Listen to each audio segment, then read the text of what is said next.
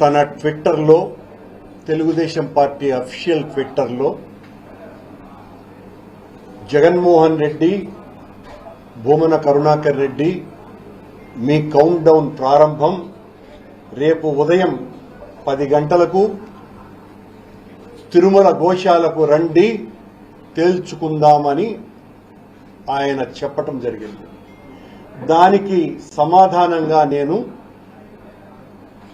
పల్లా శ్రీనివాసరావు గారు, మీరు పంపినటువంటి సందేశం నాకు అందింది, నేను ఖచ్చితంగా వస్తున్నా, మీ ఛాలెంజ్ని స్వీకరిస్తున్నా,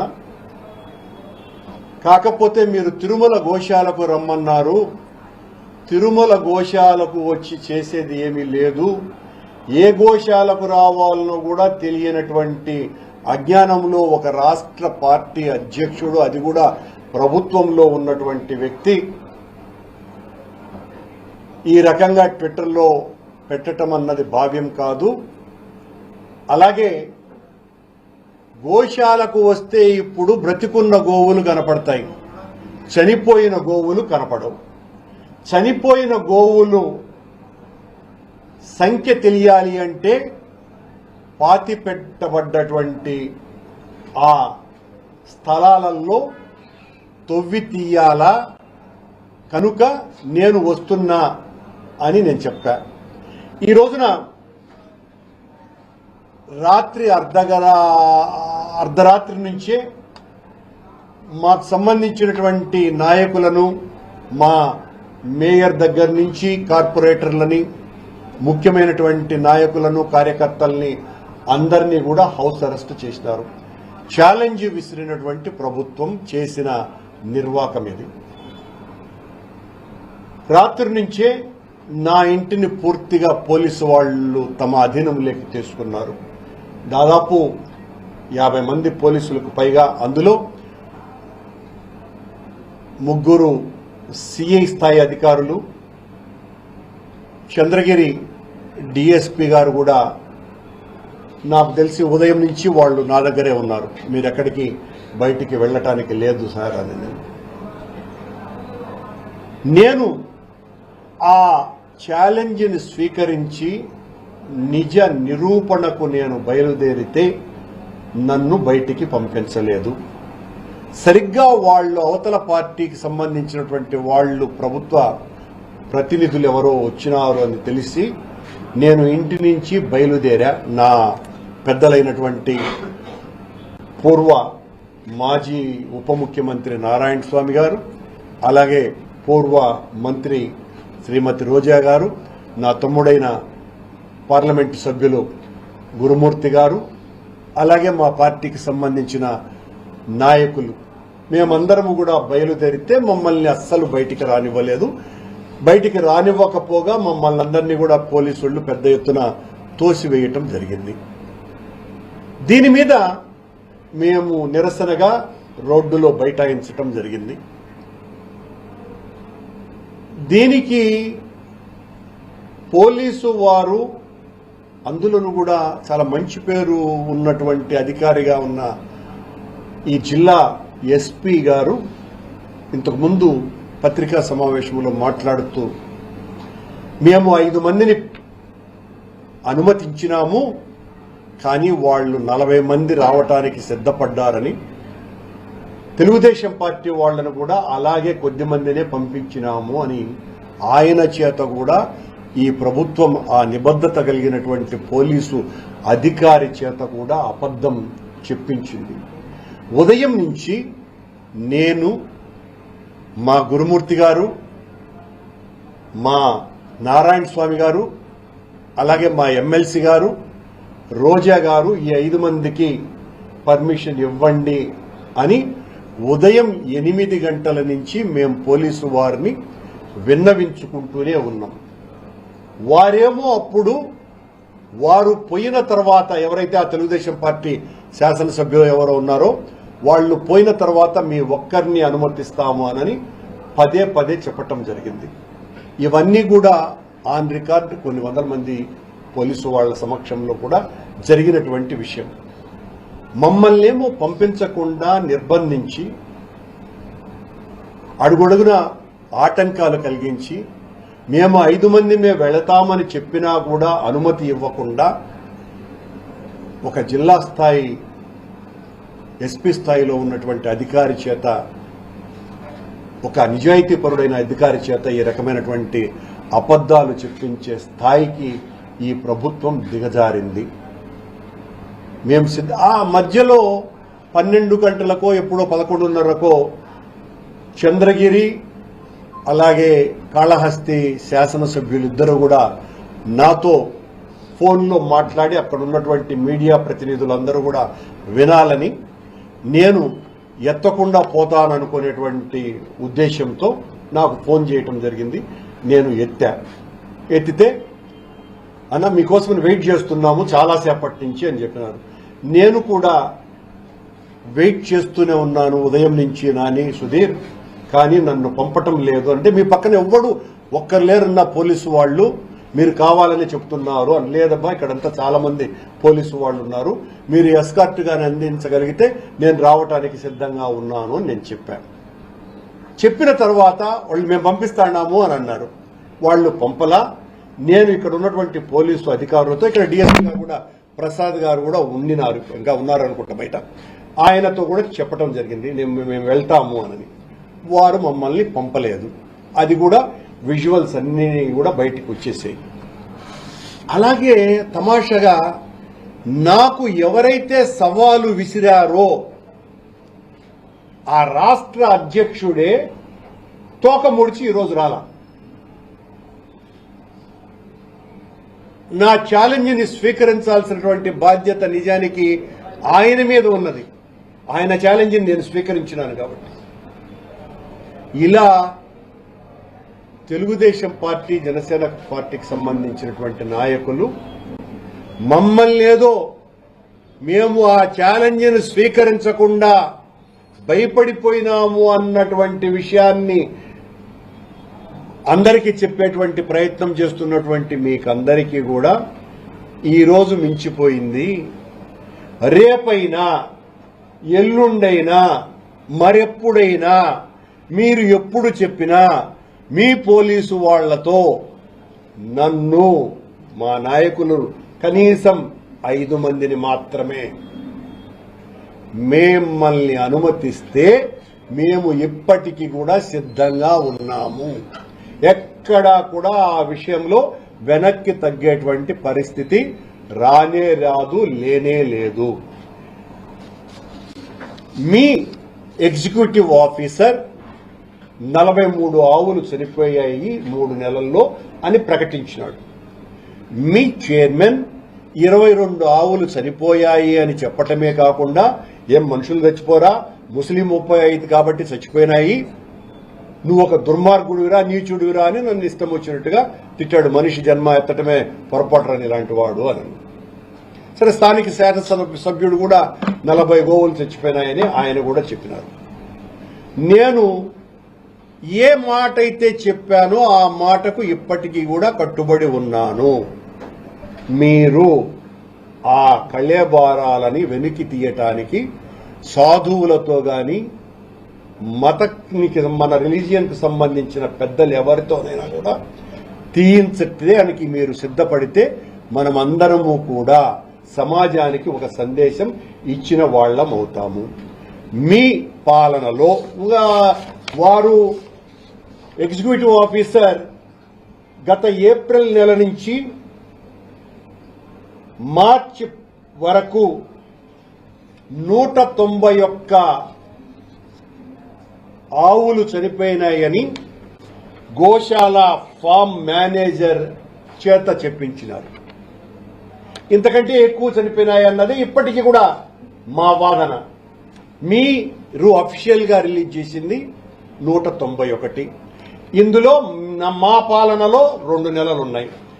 మీరు నిరంతరం, అంటే నేను ఈ సమస్య లేవనెత్తిన తరువాత మీరు ప్రక్షాళన చేస్తామని ప్రారంభాన్ని ఘోషించిన అధికారం చేపట్టినటువంటి మీరు ఈ మార్చి, ఏప్రిల్, మే కూడా ఆ రోజున ఎన్నికల కోడ్ ఉంది, మాకు సంబంధమే లేదు మా పాలనకు సంబంధించి, అది ఇచ్చారు. ప్రక్షాళన మీరు అడుగుపెట్టినప్పటి నుంచి ఉంది కదా, మరి ఈ 10 నెలలు ప్రక్షాళన ఎందుకు జరగలా? మరి ఈ 170 ఆవులు ఎందుకు చనిపోయినాయి? మీ ప్రకారమే అనుకుందాం, నాది ఇంకా ఎక్కువ సంఖ్యనే నా వాదన. జూన్ నుంచి ఇప్పటి వరకు, జూన్ నుంచి అంటే మీరు అధికారం చేపట్టినప్పటి నుంచి ఇప్పటి వరకు 170 ఆవులు చనిపోయాయి అన్నటువంటి విషయం అధికారికంగా మీరు చెప్పినటువంటిదే, మీ ఫామ్ మేనేజర్ రిలీజ్ చేసినటువంటిది. ఈఓ గారు పాపము తెలుగుదేశం పార్టీ ప్రతినిధిలాగా ఆయన చాలా ఎక్కువ మాట్లాడినారు. పురుగుల మందులు పెట్టినారు దానాగా, విజిలెన్స్ రిపోర్ట్ వచ్చింది. ఈ విజిలెన్స్ రిపోర్టు అక్కడ ఉన్నటువంటి అధికారి మీద, అక్కడ జరుగుతున్నటువంటి ఆ తప్పుల మీద విజిలెన్స్ ఎంక్వైరీ వెయ్యాలా అని నిశ్చయించిందే జగన్మోహన్ రెడ్డి గారి పాలనలో ఎగ్జిక్యూటివ్ ఆఫీసర్గా ఉన్నటువంటి జవహర్ రెడ్డి గారు. వారు వృత్తిరీత్యా వెటర్నరీ డాక్టర్.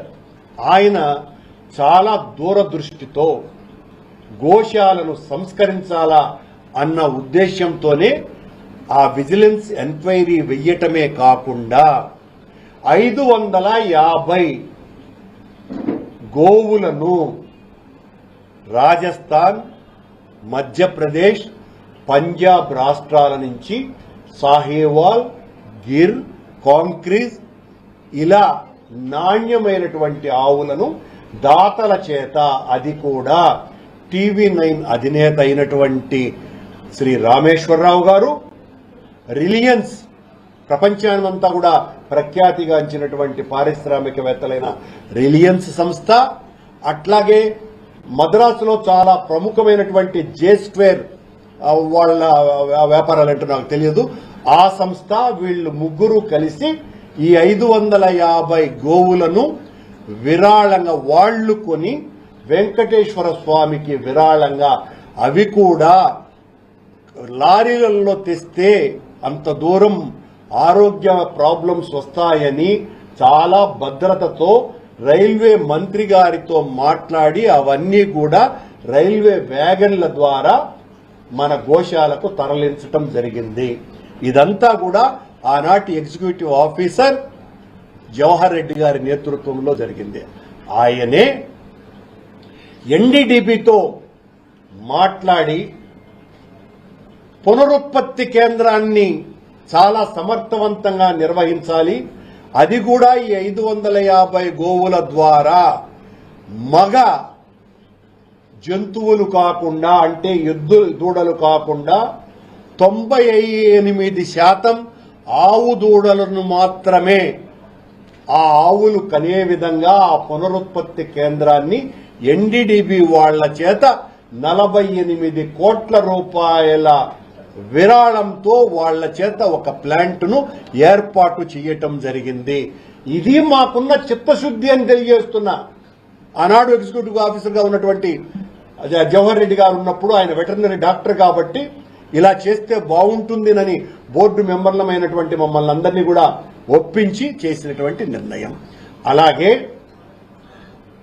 స్వామివారికి ఇప్పుడున్నటువంటి వెన్న, నెయ్యి సాంకేతిక పరమైనటువంటి అభివృద్ధితో తీసినటువంటి నెయ్యే తప్ప సాంప్రదాయ పద్ధతుల్లో తీసినటువంటిది కాదనని బైలోనా మెథడ్ ద్వారా, అంటే కవ్వం ద్వారా పాలను కాచి చిలికి వెన్నను తీసి దాన్ని చిలకటం ద్వారా, ఆ మజ్జిగను చిలకటం ద్వారా నాణ్యమైనటువంటి దేశవాళీ నెయ్యిని ఉత్పత్తి చేసి రోజుకు 100 కేజీల నెయ్యి స్వామివారి అన్న ప్రసాదాలకి, ధూపదీప నైవేద్యాలకు వాడాలని ఒక గొప్ప నిర్ణయం దాదాపు 5 కోట్ల రూపాయలతో ఆ బైలోనా మెథడ్ దీనికి సంబంధించి మేము ప్లాంట్ను ఏర్పాటు చేయటం జరిగింది. అది పూర్తి కాకుండానే ఇప్పటికి 10 నెలలైంది. దాదాపు 95% పైగా పూర్తయినటువంటి ఈ రెండూ కూడా వీళ్ళొచ్చి ప్రక్షాళన ప్రారంభించినామని అందులోనే ఈవో గారు చెప్పారు, మేము వచ్చిన తర్వాత గోశాలలో సమూలమైనటువంటి మార్పులు చేశాము అని. మీరే సమూలమైనటువంటి మార్పులు చేయలేదని, సమూలమైనటువంటి మార్పులు చేయాలా అని నిశ్చయించినటువంటి ఆనాటి మీ senior executive officer Jawahar Reddy పెట్టినటువంటి ప్రతిపాదనలకే మీరు పూర్తి చేయలేదన్నటువంటి విషయాన్ని ఇక్కడ గుర్తు చేస్తూ, ఆయన హయాంలోనే, అంటే జగన్మోహన్ రెడ్డి గారి హయాంలోనే మేము స్వామివారికి ప్రతిరోజు సుప్రభాత సేవ తర్వాత భగవంతునికి నివేదనగా పెట్టేటువంటి వెన్నని నవనీత సేవ అన్నటువంటి పేరుతో కొండ మీద నాణ్యమైనటువంటి సాహివాల్ గోవులను 8 ఎకరాల విస్తీర్ణం చేసి, గోశాలను కొండ మీద విస్తీర్ణంలో ఈ సాహివాల్ గోవులతో తయారు చేసి అద్దో వచ్చినటువంటి పాలను శ్రీవారి సేవకుల చేత ప్రతిరోజు చిలికి ఆవెన్నను నవనీత సేవగా ప్రతిరోజు ఊరేగింపుగా మేము ఆ నవనీత సేవను తీసుకొని వచ్చినాము. మీ పాలనలో ఇక్కడ అపవాదు కాదు, ఇలా గోవులు మరణిస్తున్నాయి అని ఆవేదనతో నేను మాట్లాడితే నువ్వు దొంగ, నీ కథ చూస్తాం, నీ అంతు తేలుస్తాం, నిన్ను రాష్ట్రమంతా జైళ్లలో కుక్కుతాం, నీ కథ, జగన్మోహన్ రెడ్డి కథ, మతాల మీద యుద్ధం ప్రకటిస్తాడా జగన్మోహన్ రెడ్డి అని ఈ రకమైనటువంటి దాడేంది? మీ చంద్రబాబు నాయుడు గారు చెప్పారు, ఒక ఆవు కూడా చచ్చిపోలేదు. మీ ఫార్మ్ మేనేజర్ చెప్తున్నాడు మీ పాలనలో 170 ఆవులు చచ్చిపోయినాయని.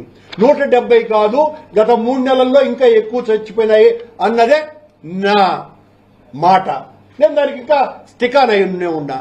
అసలు నాకు అర్థం కాల, దీన్ని నిరూపణకు రావాల్సినటువంటి వాళ్ళు రాకుండా ఈ రోజున తెలుగుదేశం పార్టీకి సంబంధించినటువంటి 2, 3, 4 శాసనసభ్యులు వీళ్ళేం నిర్ణయిస్తారయ్యా?